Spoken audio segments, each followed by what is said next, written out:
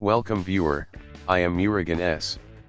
This video tutorial describes, Valorant, fix error code 43. There was an error connecting to the platform. Right-click Taskbar Task Manager. Select Riot Client Services. Click End Task.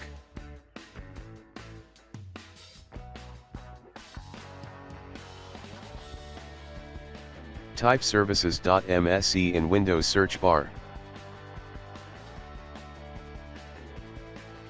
Right-click Run as Administrator. Select VGC service.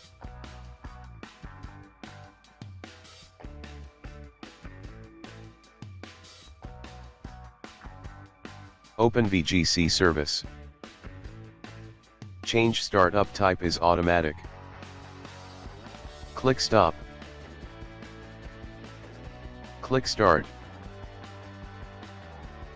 Click Apply, OK. Close services.